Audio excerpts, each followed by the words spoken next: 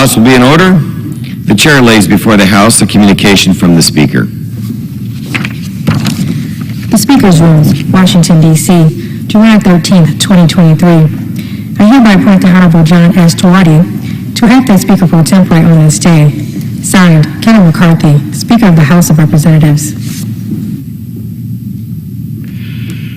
Pursuant to the order of the House, January 9th, 2023, the Chair will now recognize members from lists submitted by the majority and minority leaders for the morning hour debate.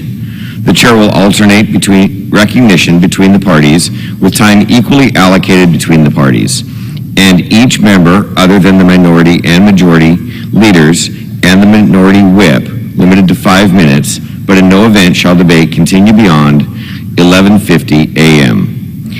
The Chair recognizes the gentleman from Pennsylvania, Mr. Thompson, for 5 minutes.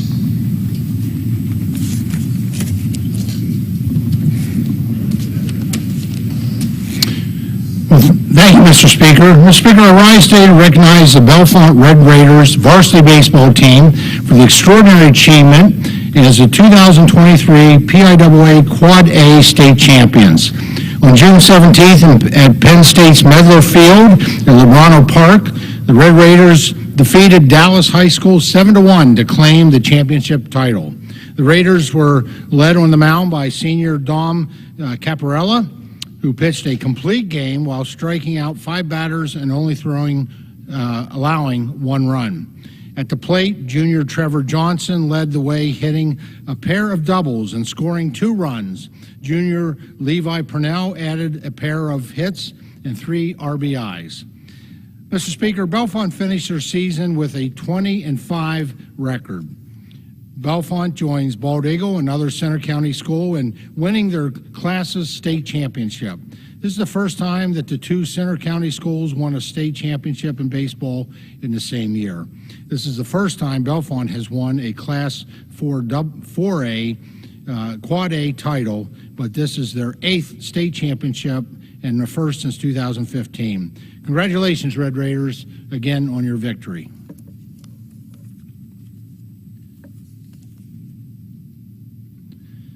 Mr. Speaker, I rise today to recognize the extraordinary achievements of the Clarion High School baseball team on their 2023 state championship victory. On June 15th at Penn State's Medler Field at Lubrano Park, Clarion High School Bobcats beat DuBois Central Catholic for the PIAA Single A 2023 Baseball State Championship. This was an incredibly rare meeting of 2 teams from the same district. The Bobcats were victorious with a 4-1 win. Devin Lahr went 4 shutout innings, allowing 5 hits, and striking out 5 before giving way to Derek Small, who allowed just 1 run in 3 innings. Mr. Speaker, this is an historic win for the Bobcats. It is their first state championship victory in program history. This team was fueled by determination, perseverance, and commitment as they continue to move towards the championship game. Congratulations to the Clarion High School Bobcats on this impressive victory. Thank you, Mr. Speaker, and I yield back the balance of my time. Thank you. The chair recognizes the gentlewoman from California, Ms. Pelosi, for 5 minutes.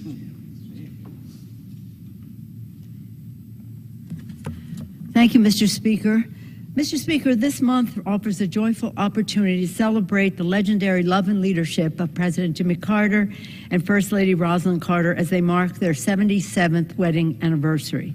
All Americans know of the greatness of President Carter, whose dignity, decency, and devoted public service has touched countless lives. Today, I rise to herald the many good works of First Lady Rosalind Carter, revered leader in her own right. In a moment where there was real stigma against mental illness, Rosalind Carter decided to make mental health one of her flagship issues. As First Lady of Georgia, she was deeply moved by the stories of Georgians who shared their struggles with mental illness or caring for a family member with a mental illness. Those stories informed her service on the Governor's Commission to improve services for the mentally and emotionally handicapped, where many of her contributions were later implemented as policy. These stories informed her service on the Governor's Commission to improve services for the mentally and emotionally handicapped, as I said. When her husband went to the White House, she served as honorary chair of the President's Commission on Mental Health, where the recommendations became the foundation for decades of change. In her compelling testimony before Congress on the landmark Mental Health Systems Act, she declared, "The mental health problems facing our country are the problems of all citizens." After leaving the White House, she founded the Mental Health Policy Initiative and Mental Health Journalism Fellowship at the Carter Center. Alongside Betty Ford, she advocated for the Paul Wellstone and Pete Domenici Mental Health Parity and Addictions Equity Act, which ensures that reimbursements for mental health are the same. Mental, physical health, no distinction. Patrick Kennedy in our House was such an important leader on this. The same boundless compassion also fueled First Lady's fervent commitment to our nation's caregivers. She has devoted herself to bring support and attention to tens of millions of families and professional caregivers across the country. For 36 years, the Georgia Southwestern State University Rosalind Carter Institute for Caregiving has advocated for policies to support their work. She even wrote a handbook for caregivers, Helping Yourself, Helping Others. At the same time, First Lady Carter has lent her voice to so many causes, from childhood immunization, especially among vulnerable communities, to gender justice as she fought to ratify the Equal Rights Amendment. Beloved at home, First Lady Carter is also deeply respected abroad. All are in awe of her historic visit to Latin America in 1977, where she championed human rights, democracy, and a new chapter of engagement in the region. With her characteristic grace and grit, she embraces high-stakes diplomatic mission, meeting the heads of state and speaking with authorities as an emissary for our nation. With her characteristic grace and grit, again, 2 years later, Rosalind Carter made history as the first sitting First Lady to address the World Health Organization when she shared her mental health findings. In her memorable remarks, she argued that mental health was an aspect of physical health and that health care is a human right. And since, through the Carter Center, she has helped strengthen mental health care in Liberia, caring for people exposed to the stress of conflict, while training community workers to identify signs of mental illness. Personally, it was my special privilege 2 years ago to travel to Plains to join in celebrating the Carter's 75th wedding anniversary, a marvelous celebration of their eternal love and limited partnership. Rosalind has long been Jimmy's closest friend and confidant, and the Carter Center will forever stand as a testament to their true partnership and service that the Carters share. God has truly blessed America with the leadership of the Carters, and our grateful nation salutes them for their lives well lived. Thank you, Mr. Speaker. I yield back. The chair recognizes the gentleman from Texas, Mr. Self, for 5 minutes.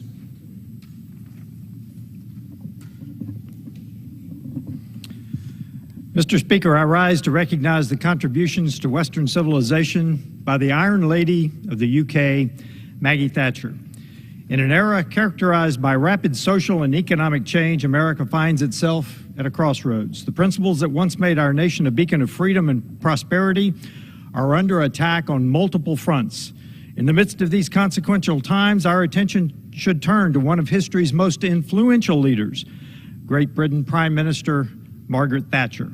Her unwavering commitment to fiscally responsible principles and resolute leadership skills provide invaluable lessons for an America pushing back against the growing tide of socialism. Margaret Thatcher understood that the engine of a thriving economy lies in the power of free markets. Her resolute vision of limiting the size and scope of government, dissembling monopolies, and lowering taxes revitalized the British economy. Similarly, America needs a decisive leader, steadfast and determined to thwart the death spiral of out-of-control spending and woke cultural influences that have migrated from academia to boardrooms and now into public policy. While President Ronald Reagan's policies helped subdue the threat of communism abroad, different qualities are needed to decapitate the snake emerging from within our current culture. Prime Minister Thatcher inherited a kingdom in decay, struggling with much of what ails America today. From her lonely perch at number 10 Downing Street through what seemed to be sheer will and determination, from the ash heap of history, a United Kingdom rose on her shoulders. Thatcher's unapologetic patriotism and emphasis on national sovereignty resonated with people from all walks of life all over the world. In an era of globalization, America must safeguard its financial interests, values, and identity.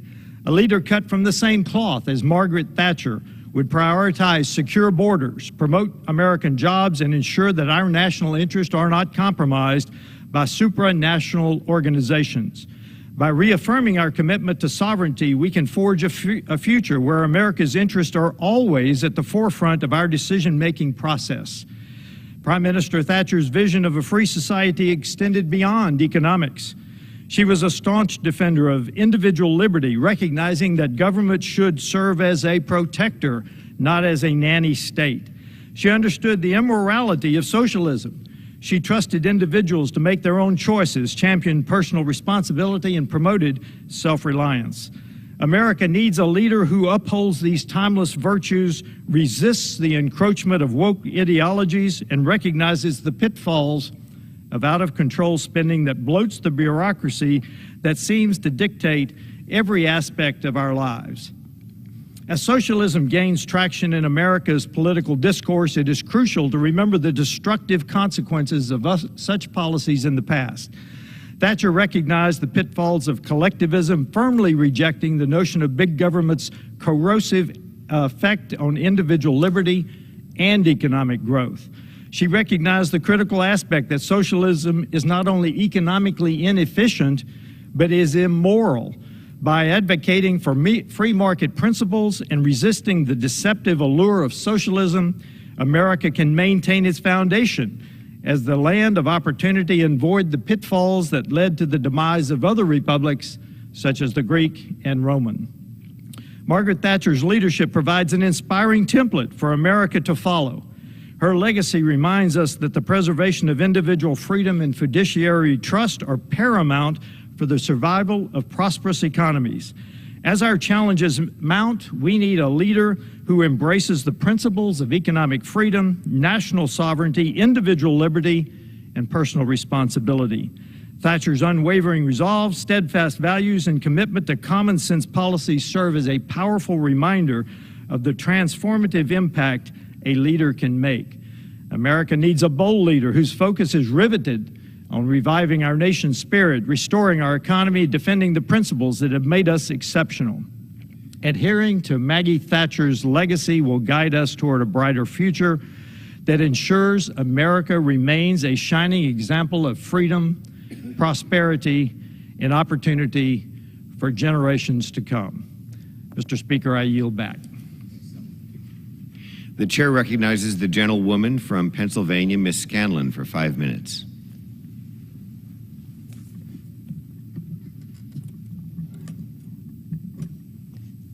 Mr. Speaker, last week we celebrated our nation's birthday, a day that conjures up images of flags and fireworks, family barbecues, and patriotic parades. But in my district, the dominant image on July 4th was a mint green child's bicycle. That little green bike lay untouched in the street in the Kinsessing neighborhood for days after it was abandoned by its innocent owner when a man wearing combat gear and a mask stalked his neighbors, shooting randomly, killing 5 and injuring 4 others. One of the victims was 13. Another was on his dinner break from work. 2-year-old twins and their mother were injured when their family car came under fire. And my district was not the only one that was the scene of such horrors during the holiday week. There were mass shootings in Baltimore, Fort Worth, and Wichita. From sea to shining sea, on a day when we should have been celebrating the greatness of our nation and the blessings of liberty, we saw senseless, needless death and destruction. With the memory of the Highland Park shooting last July 4th reinforced by more recent shootings, people across the country decided to skip parades and public celebrations because they were afraid of being shot. Today is the 175th day of 2023, and so far this year there have been over 370 mass shootings. The bloodshed is daily. American families are scared and traumatized. Americans are tired of living in fear at the grocery store, the church, school, community celebrations, and parades. It does not have to be like this. There are common sense laws which can stem the bloodshed of gun violence, and House Democrats are committed to passing them. On June 13th, House Democrats introduced 3 discharge petitions that would ban assault weapons like the one used by the confessing shooter last week. They would require universal background checks, which have been proven to prevent shooters from obtaining weapons, and it would close the Charleston loophole. Those bills should get a vote, and members of this House should be willing to put on the record where they stand. We have other bills that would ban ghost guns, which the shooter also carried, and implement red flag laws, which have been proven to save lives by preventing suicides and allowing law enforcement to remove weapons from troubled individuals, again, like the confessing shooter, before they kill someone. These are bills that we know have the power to save lives. And guess what? They're popular too. Republicans in Congress just need the courage, the guts to act. Anyone without the guts to act allows this unending epidemic of mass shootings to continue. Americans do not and should not have to live like this. We don't need more neighborhoods with devastated families, abandoned children's bicycles, and people afraid to leave their homes. I'll continue fighting to protect our families and mine, and I urge every member of this body to join me. I yield the remainder of my time. The chair recognizes the gentleman from Tennessee, Mr. Rose, for 5 minutes. Mr. Speaker, one of the key tenets of House Republicans' commitment to America was restoring our nation's safety and security. That means passing a strong and fiscally responsible National Defense Authorization Act, otherwise known as the NDAA, which is our country's primary legislation authorizing spending levels and providing substantive policy directives for the United States Armed Forces and the Department of Defense. Thankfully, that's exactly what House Republicans will be doing this week when we consider and pass the fiscal year 24 NDAA.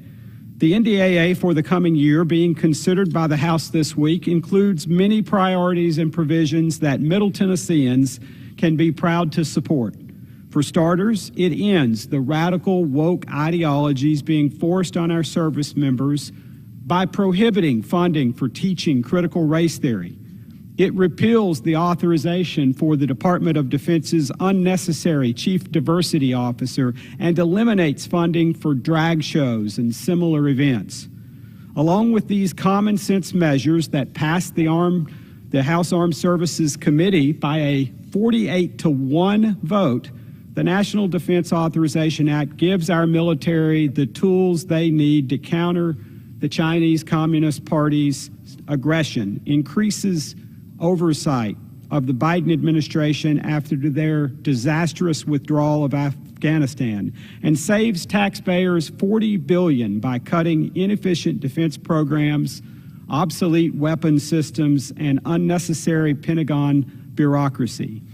All in all, I believe this bill contains good provisions that return our military's focus back on readiness and the defense of our nation, not wokeness and progressive posturing. Thank you, Mr. Speaker, and I yield back. The chair recognizes the gentleman from Oregon, Mr. Blumenauer, for 5 minutes.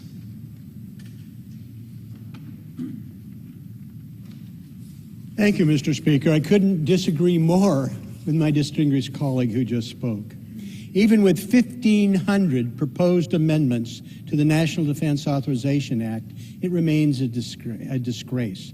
The majority talks big about cutting money, but they fail on some of the most fundamental opportunities. They reject common sense solutions and have failed to support meaningful cost-saving reforms.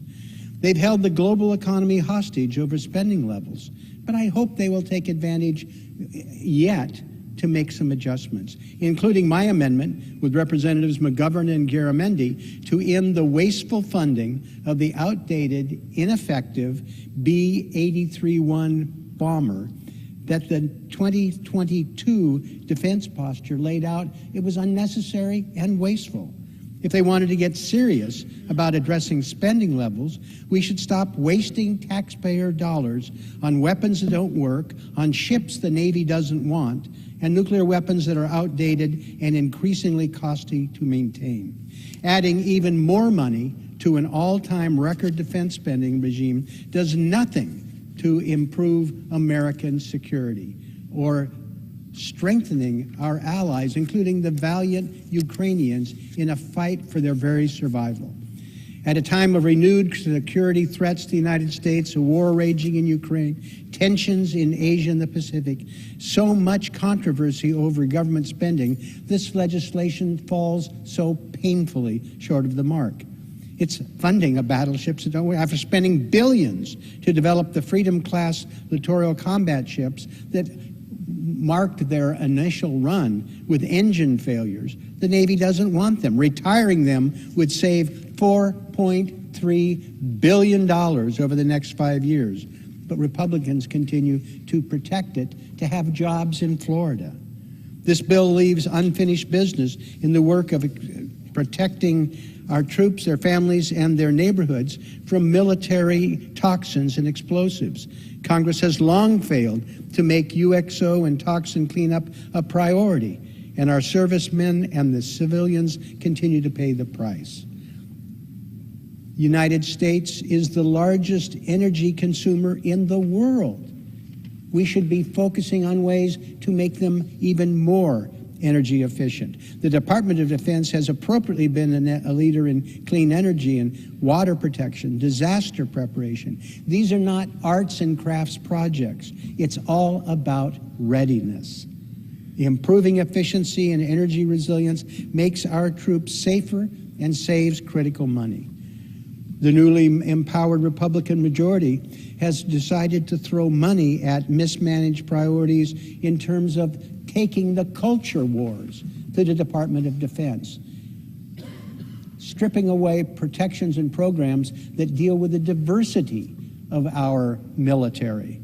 Social issues are defense issues, and the continued onslaught of restrictions against people of color, those who are LGBTQ, or whose health care is under attack, causes America to use potential service members we need most. We're not meeting our recruitment objectives now, and taking the culture wars against the Department of Defense, fighting against diversity, makes us less ready. Recruitment and retention are serious challenges plaguing their military, and the Republican attacks on those they don't like makes us more vulnerable. These are honorable people, and the military needs them. The good news is that most of the sideshow we'll be dealing with today and into the night will never be enacted into law. But making these attacks and forcing these votes on readiness is not harmless. Even though they're ineffective, does not mean that damage is not being made. Look at the charade from Alabama's junior senator, paralyzing the order function of the military command structure over an ill-advised, unpopular, wrong-headed crusade against giving American military personnel the health care they deserve.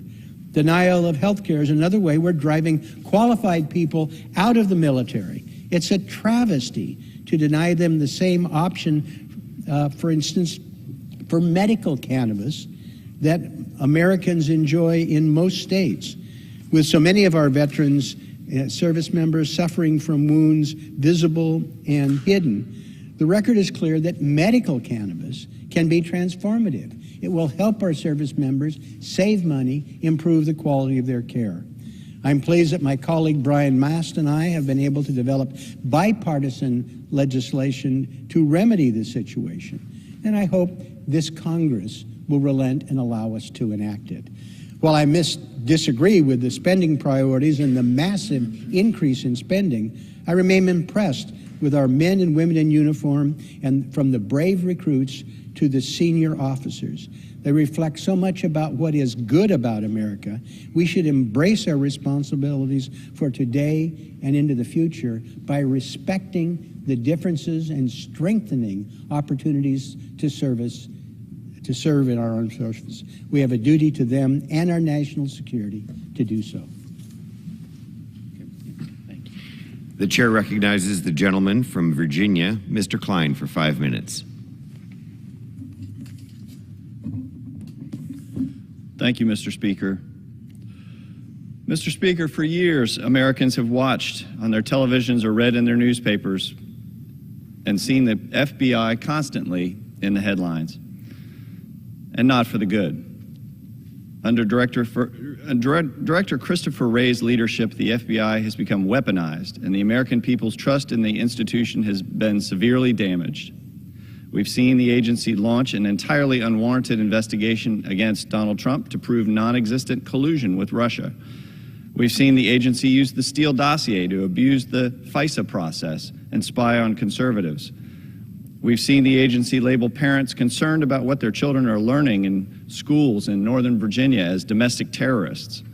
And we've seen the agency target whistleblowers who expose corrupt behavior and political bias. We've seen the agency target Catholics in Richmond, Virginia, who are simply exercising their First Amendment right to express their faith. The Republican-led House Judiciary Committee is demanding that Director Wray accept responsibility for the agency's abusive overreach of power, and the Appropriations Committee is taking action, using the power of the purse to rein in the abuses that have occurred in this agency. There is no place for politics within the FBI, and we will not stop working to bring an end to this weaponization of our law enforcement agencies and the use of these agencies against law-abiding Americans.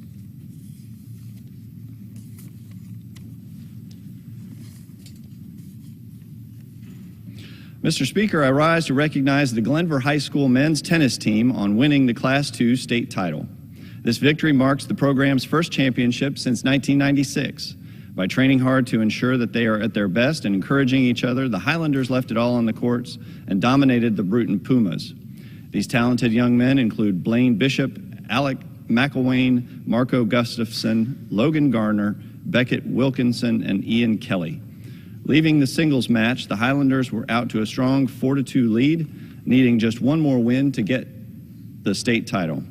Blaine Bishop, alongside his doubles partner Alex McElwain, clinched the championship after Bishop dominated the Pumas doubles team, securing the championship for the Highlanders. For the last 3 seasons, head coach Bob Haney has brought the team together, becoming not just teammates, but a family they can rely on both on and off the court. Congratulations again to the Glenver High School men's tennis team, to parents, faculty, and staff on this incredible achievement. I yield back. The chair recognizes the gentlewoman from Michigan, Ms. Tlaib, for 5 minutes.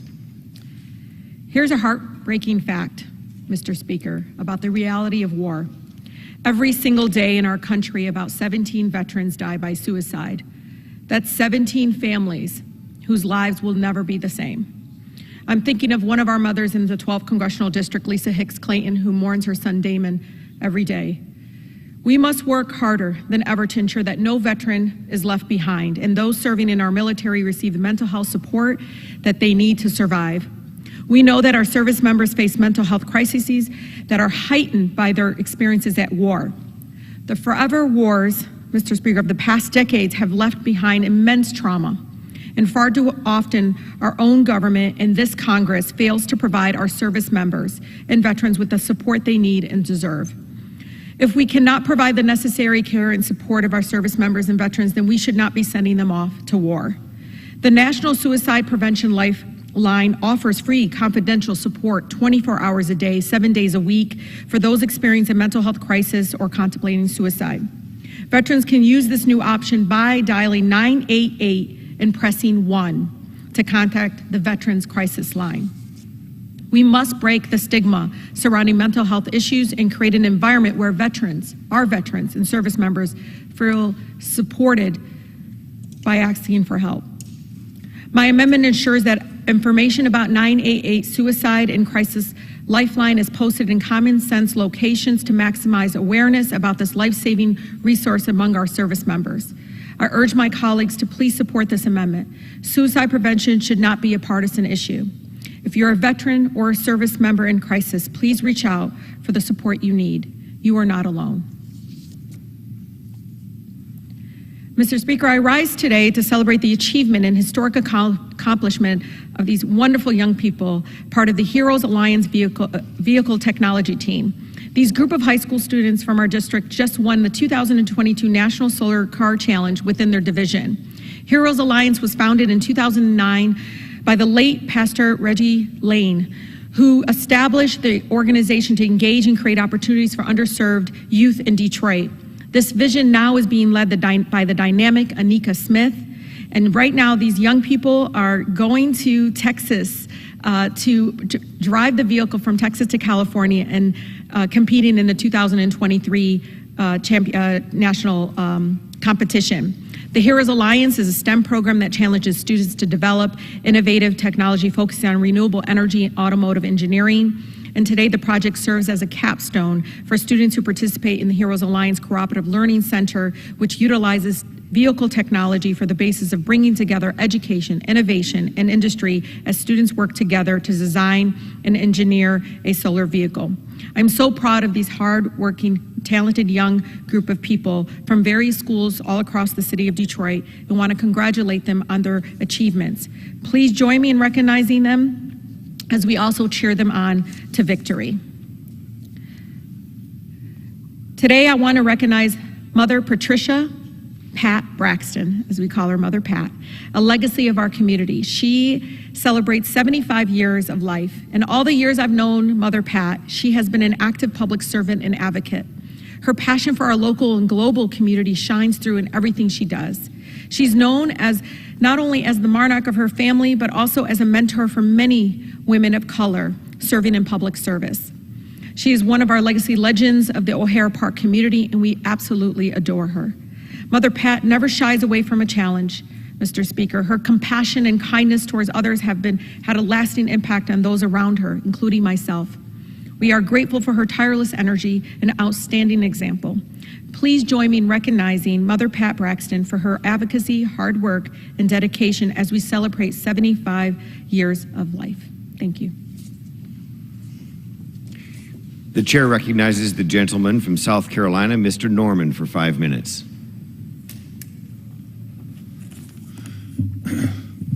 Thank you, Mr. Speaker. When John Tang was earning his doctoral degree in physics at Georgia Tech in 1999, he never imagined that some 20 years later, he would be heading the fourth largest American newspaper by subscription count. At the time, the Chinese Communist Party, the CCP, had just started persecuting the spiritual discipline Falun Gong, practiced at the time by roughly 1 in every 12 Chinese. People would practice these slow-moving exercises in the morning in parks before going to work. Just like any other persecution campaign by the CCP, the regime relied on the media it controlled, both the state media and the private media, to demonize and isolate the group. In an attempt to demonize Falun Gong and to justify its persecution, the media played nonstop hate propaganda attacking this peaceful mediation group. John, who had immigrated to the United States, watched from afar in horror as friends were persecuted for their beliefs. John decided to take action. Despite having no experience or investment, he started Yun, the Chinese edition of the Epoch Times, in the basement of the home in the suburbs of Atlanta, Georgia. John was driven by a wish to provide uncensored information to not only people in China, but to people around the world. Soon, other Chinese Americans left their well-paying jobs to help John with this seemingly impossible endeavor. The Epoch Times' first reporting group was established in China in the year 2000, covering key events with a main focus on the CCP's human rights abuses. The CCP, however, sees any kind of independent reporting on its brutal human rights abuses as a threat. Within a few months, Chinese police raided the underground newsrooms, arresting every reporter and every editor. They were in prison, specifically Zhang Yuhui in Xi Jinping, who received sentences of 10 years where they faced frequent torture. The Epoch Times China operation went underground, yet the Chinese edition quickly became a leading website on Chinese current events with millions of readers. Its print newspaper is now distributed nationwide as well as in 30 other countries around the world. Every day, many Chinese break through the CCP's internet firewall to read the Epoch Times website. All this has not been easy. Since the newspaper founding, the CCP has waged a non-stop campaign to totally destroy it. The party has threatened the newspaper's advertisers. They have launched incessant cyber attacks on its website and its IT systems, and have threatened relatives of staff members back in China. The harassment has not been limited just to China. In 2006, the home of then Chief Engineer Peter Lee was broken into by assailants who tied him to a chair and beat him before stealing 2 computers. Meanwhile, in Hong Kong in 2019, assailants started a fire in the newspaper's printing press. In 2021, armed men entered the building and used sledgehammers to smash printing equipment. The Epoch Times also inspired the Tui Dang, which means the Quit the CCP movement. As a result of the Epoch Times publications of these special series, 9 commentaries on the Communist Party, which provides the most thorough interview to date of the true nature of the CCP, more than 410 million Chinese people and counting have sought to sever their membership in this party and the affiliated organizations. Realizing that the CCP had put enormous effort into infiltrating the United States of America, especially media organizations, resulting in many U.S. media carrying the communist regime's propaganda, the Epoch Times launched in English in 2003 and started a print edition in New York in 2004. The Epoch Times independent reporting has attracted a large readership in the United States, now ranking as the 4th largest newspaper in the country by subscriber count. Its website is read by tens of millions of people every month, every day. Just like its Chinese companion, the Epoch Times prides itself in being independent and serving the interest of the readers. Under its slogan, Truth and Tradition, the Epoch Times adheres to the best practices and highest principles of journalism and seeks to highlight the best of humanity to inspire people. The Epoch Times now has editions published in 36 countries and in 22 different languages. Folks, this is all about one word: freedom. Thank you, and I yield back. The chair recognizes the gentlewoman from Michigan, Ms. Slotkin, for 5 minutes. Thank you, Mr. Speaker. Later today, we will begin voting